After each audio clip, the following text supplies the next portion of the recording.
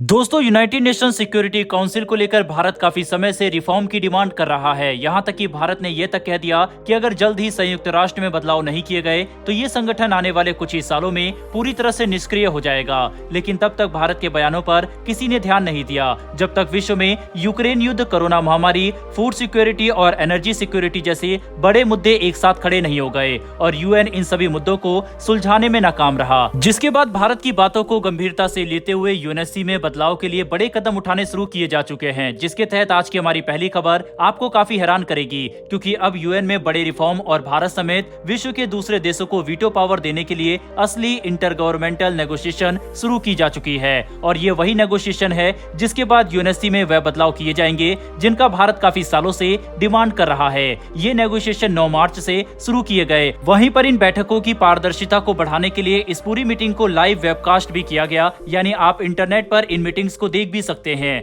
UNSC और संयुक्त राष्ट्र के पूरे स्ट्रक्चर में बदलाव के लिए की जा रही ये इंटर गवर्नमेंटल नेगोशिएशन काफी ज्यादा जरूरी है, जिसमें से एक काफी बड़ा पॉइंट ये निकलकर सामने आया है कि सभी देश संयुक्त राष्ट्र परिषद में परमानेंट और नॉन परमानेंट देशों की संख्या बढ़ाने पर बातचीत कर रहे हैं। जिसके तहत अभी जहां यूएनएससी में 5 स्थायी और 10 अस्थायी सदस्य मौजूद हैं, वहीं पर रिफॉर्म के तहत इनकी संख्या को बढ़ाकर 10 स्थायी और 15 अस्थायी सदस्य तक की जा सकती है। मतलब यूएनएससी में टोटल सीट की संख्या 25 देशों तक बढ़ाई जा सकती है। लेकिन इस प्रक्रिया में ये देखना काफी महत्वपूर्ण होगा कि वीटो पर कैसी सहमति बनेगी, क्योंकि ज्यादा देशों को अगर वीटो पावर दे दी जाती है तो इससे इंटरनेशनल लेवल पर बड़े फैसले करना मुश्किल बन जाएगा, क्योंकि किसी भी प्रस्ताव पर अगर कोई एक भी देश वीटो कर देता है तो उस प्रस्ताव को पास नहीं किया जा सकता, जो अंतर्राष्ट्रीय स्तर पर पारदर्शिता और गुट निरपेक्षता के लिए खतरनाक साबित होगा। जिस वजह से वीटो पावर पर कोई ऐसा कदम उठाना चाहिए कि उससे यूएनएससी को सही फैसले लेने की क्षमता पर असर न पड़े। दोस्तों, इसी बीच संयुक्त राष्ट्र में 9 मार्च से शुरू हुए इन नेगोशिएशन को देखते हुए भारत काफी खुश है और G4 देशों ने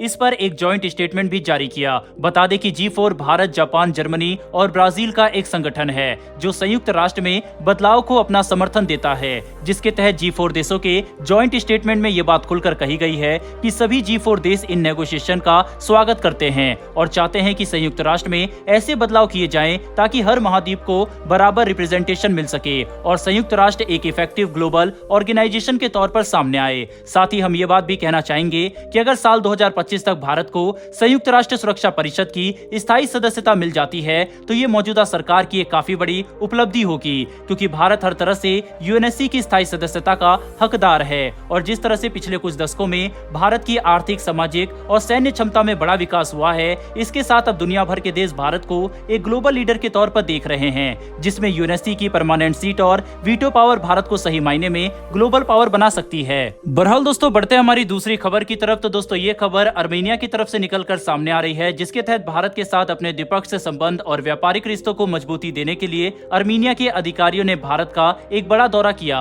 और इस डेलीगेशन में अर्मेनिया के कुछ उच्च अधिकारी और एक्सपर्ट शामिल थे, जिन्होंने अपनी विजिट के दौरान भारत को अर्मेनिया और यूरोप तक व्यापार करने के लिए ईरान ब्लॉक सी कॉरिडोर को प्रपोज किया है, जो यूरोप तक पहुंचने के लिए भारत का एक अच्छा अल्टरनेटिव बन सकता है। बता दें कि भले ही आज भारत और अर्मेनिया का द्विपक्षीय व्यापार कुछ ज्यादा बड़ा ना हो, लेकिन पिछले कुछ समय में अर्मेनिया ने भारत से काफी सारे रक्षा उपकरण खरीदे, जिसमें स्वाति वेपन लोकेटिंग रडार के साथ एंटी टैंक गाइडेड मिसाइल और दूसरे कई रक्षा उपकरण शामिल है। ऐसे में दोनों देशों के रक्षा संबंध तेजी से बढ़ रहे हैं, जिसमें भारत एक एक्सपोर्टर की भूमिका निभाएगा। मतलब अगर हम अर्मेनिया के साथ अपने संबंध मजबूत करने के लिए ईरान के जरिए अर्मेनिया तक व्यापार करें तो ये हमारे लिए काफी फायदेमंद साबित हो सकता है। वहीं पर इसी के साथ ऐसा करते हुए न कि हम यूरोप तक अपनी पहुंच और भी ज्यादा मजबूत कर लेंगे, जिससे हमारी कनेक्टिविटी बढ़ेगी, बल्कि हम अजरबैजान को भी काउंटर कर पाएंगे, जो आज तुर्की और पाकिस्तान के साथ मिलकर भारत के खिलाफ एक नया मोर्चा खोल रहा है। ऐसे में आने वाले कुछ सालों में अजरबैजान, तुर्की और पाकिस्तान के अलायंस भारत के लिए एक बड़ी परेशानी बनकर सामने आ सकता है,